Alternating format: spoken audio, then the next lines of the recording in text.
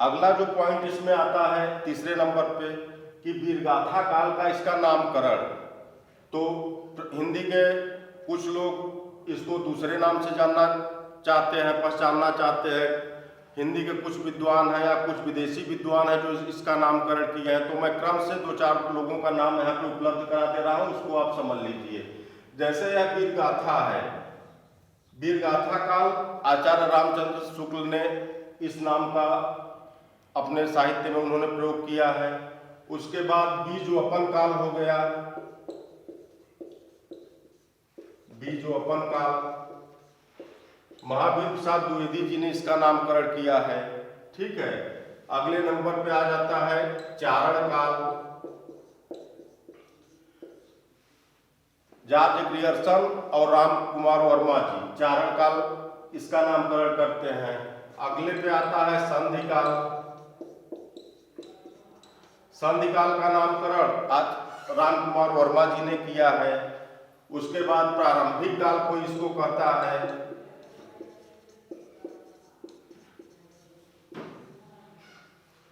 कोई इसको वीर काल कहता है। तो इन तमाम तरीके से मुख्य रूप से इस नामकरण की यदि आप बात करेंगे तो आचार्य हजारी प्रसाद द्विवेदी ने जो इसका नामकरण किया है, आचार्य हजारी प्रसाद द्विवेदी जी ने जो इसका नामकरण किया है आदिकाल। यदि हम अब उस कालखंड को ध्यानपूर्वक उसका अध्ययन करें तो हमें यह निष्कर्ष रूप में हम यह पाते हैं कि यदि हम उस कालखंड का नामकरण आदिकाल कर दें तो उसमें चाहे वो महावीर प्रसाद द्विवेदी जी हों, गणपत चंद्र गुप्त हों, राम कुमार वर्मा हों, धीरेन्द्र वर्मा हों या जॉर्ज ग्रियर्सन हों, तो इन्होंने जो कालखंड का उसका नामकरण किया है, तो यदि हम इसको वीरगाथा काल या आदिकाल हमें सर्वश्रेष्ठ स्वीकार किया जा सकता है। उसमें कोई भी हिंदी का विद्वान उसका विरोध नहीं कर सकता। अगला जो आता है इस कालखंड की विशेषताएं, वीरगाथा काल की कौन कौन सी विशेषताएं हैं जिसको आधार बना करके इस कालखंड का नामकरण यह किया गया। तो अब मैं आपको उस कालखंड की प्रमुख विशेषताओं के विषय में क्रम वाइज बता दे रहा हूं। तो यह पहला हम बात करें वीरगाथा काल की प्रमुख विशेषता की, तो इसमें आप देखेंगे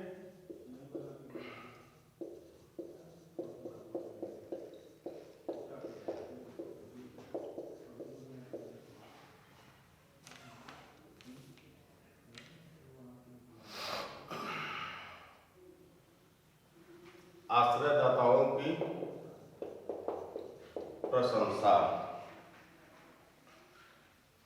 ठीक है, वीरगाथा काल की जो प्रथम विशेषता हमें दृष्टिगोचर होती है वह है आश्रयदाताओं की प्रशंसा। क्योंकि वह कालखंड ऐसा था कि हमारा जो समाज है, हमारा जो देश है, उसमें राजे राजवाड़ों का बोलबाला था। तो जो भी उस समय तत्कालीन कवि हुए हैं वो किसी न किसी राजे या महाराजे के पास अपनी सेवा प्रस्तुत करते थे। तो जब वह किसी राजा के पास रहते थे तो भाई उनसे वो धन और संपदा सारी व्यवस्थाएं पाते थे। तो उनका राजा चाहे बहादुर हो चाहे कमजोर हो, तो वह अपने काव्य के द्वारा उस राजा की प्रशंसा किया करते थे। ठीक है, दूसरा इसमें जो पॉइंट आता है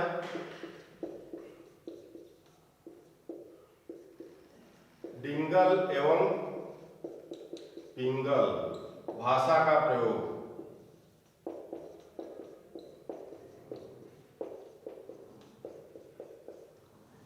उस कालखंड में हमारे समाज में मुख्य रूप से दो ही भाषाएं प्रसिद्ध थी, एक डिंगल और एक पिंगल।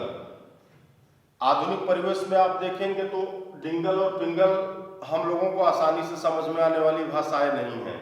तो यह डिंगल और पिंगल किन भाषाओं को मिलाकर के बनी थी। डिंगल मुख्य रूप से यह राजस्थानी और अपभ्रंश दोनों भाषाओं को यदि आप मिला देंगे तो वही उस समय की डिंगल भाषा थी। पिंगल पे आप आएंगे तो यह मुख्य रूप से अपभ्रंश और ब्रज भाषा के मिश्रण का देखेंगे आप, तो वो पिंगल भाषा हो जाएगा। तो डिंगल में मुख्य रूप से राजस्थानी और अपभ्रंश हो गया और पिंगल में मुख्य रूप से ब्रज भाषा और अपभ्रंश हो गया। ठीक है, अगली जो विशेषता आती है वह है कल्पना की अधिकता।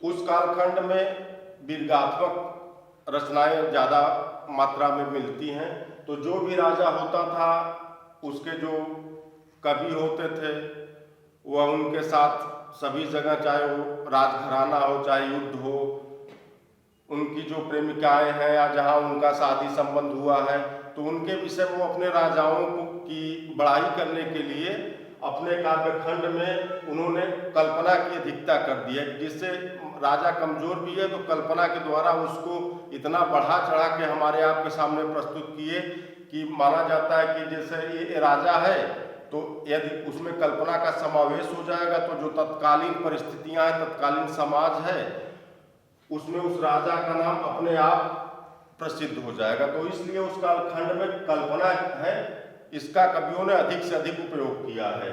अगला पॉइंट आपका आता है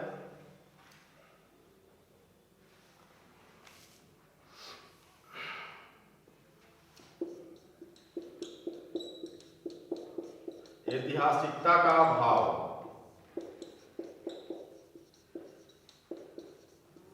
ठीक है, ऐतिहासिकता का अभाव से तात्पर्य है कि उस कालखंड में जितने भी रचनाएं हुई हैं, तो जितने भी कवि हैं उन सभी रचनाओं का सटीक वर्णन हमें आपको प्राप्त नहीं है। तो कुछ ऐसी रचनाएं हैं जिनका कवि कुछ दूसरा कहना चाहता है उस कालखंड में, जैसे कोई राजा है तो उसका राज्य करने का जो समय उन्होंने दिया वह दूसरा है, लेकिन यदि हम इतिहास के पुस्तकों से अध्ययन करें तो हमें लगता है कि उस कवि के द्वारा जो तिथि और समय दिया गया है वह इतिहास के मेल से तर्क संगत नहीं है।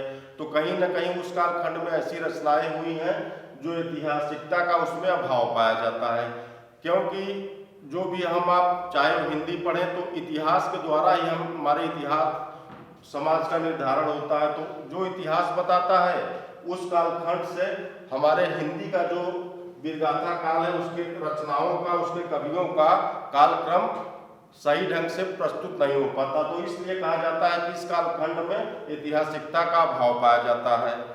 अगली जो इसकी विशेषता है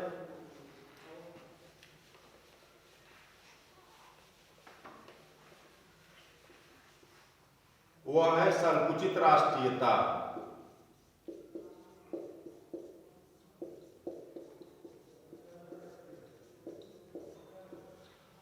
संकुचित राष्ट्रीयता से तात्पर्य है कि उस समय छोटे छोटे राज्य होते थे, तो एक राजा एक दूसरे राजा चाहे वह अपने देश के विषय में सोचे, अपने समाज के विषय में सोचे, लेकिन जो कवि होता था वह व्यक्तिगत केवल अपने राजा की बड़ाई करता था, चाहे उसका राजा कायर हो और वह राष्ट्रीयता की भावना को न समझता हो, भले ही उनका जो पड़ोसी राजा है उसके अंदर राष्ट्रीयता की भावना भरी हुई है, वह राष्ट्रीयता से ओतप्रोत है, तो एक राजा का जो कवि होता था वह दूसरे राजा की कभी बड़ाई नहीं किया। उसी का परिणाम है कि उस समय का हमारा जो विभाजन हुआ वह छोटे छोटे राज्यों में हमारा पूरा देश, पूरा समुदाय बटा हुआ था। तो उसका जो मेन कारण उसमें आता है वीरगाथा काल में, वो संकुचित राष्ट्रीयता की आता है, क्योंकि कोई भी उस कालखंड में ऐसा कवि या ऐसा राजा नहीं हुआ जो पूरे हिंदुस्तान को एक रूपता में पिरोना चाहे। वह केवल छोटे राजाओं से जहाँ से अपनी सैलरी पाता था, धन संपदा पाता था, वह केवल उसी राजा की बड़ाई किया करता था। और जो राजा पूरे भारतवर्ष को एक रूप में देखना चाहता था तो उसकी कोई बड़ाई ही नहीं करता था। ठीक है, अगली इसमें विशेषता आती है युद्धों का सुंदर एवं सजीव वर्णन। ठीक है, युद्धों का सुंदर एवं सजीव वर्णन यदि आपको देखना है तो केवल वीरगाथा काल में ही देखा जा सकता है। इसका एक सबसे महत्वपूर्ण कारण यह है कि जितने भी राजा या महाराजा हुए तो उनके जो राज दरबारी कवि थे वह राजा के तरह ही बहादुर होते थे। वो भी उनके सेनापति होते थे या उनके सेना में बड़े पदों पर कार्य करते थे। तो जब राजा कोई आपसी मतलब युद्ध लड़ता था एक दूसरे राजाओं से, तो उनका जो राज का कवि होता था, जो दरबारी होता था, वह भी युद्धों में राजा के साथ जाता था युद्ध करने के लिए। जैसे पृथ्वीराज चौहान की यदि हम आप चर्चा करें तो पृथ्वीराज चौहान के जो कवि हुए चंद्रबरदाई, वो स्वयं एक महान योद्धा थे। तो जब कोई राज कवि अपने राजा के साथ युद्ध करने के लिए जाता था तो वह वहाँ पे सारी घटनाओं को अपनी आंखों से देखता था। तो जब कोई व्यक्ति अपनी आंखों से वहाँ के युद्धों को देखता है कि कौन राजा कितनी बहादुरी से लड़ रहा है, कौन सैनिक कितनी बहादुरी से लड़ रहा है, तो जब आदमी स्वयं देख रहा है तो इसलिए वह अपनी रचनाओं में उसमें कल्पना की अधिकता नहीं है, वह सजीव वर्णन करता है कि कोई पाठक या श्रोता जब उस कालखंड के साहित्य को पढ़े तो वह उनके इतिहास को पढ़ करके युद्धों का जो भी वर्णन हुआ है उसको पाठक को या श्रोता को एकदम सजीव लगने लगता है। ठीक है, तो मुख्य रूप से वीरगाथा काल की यही सामान्य प्रवृत्तियां हैं जिस पे आपको प्रश्न बनता है। ठीक है, धन्यवाद।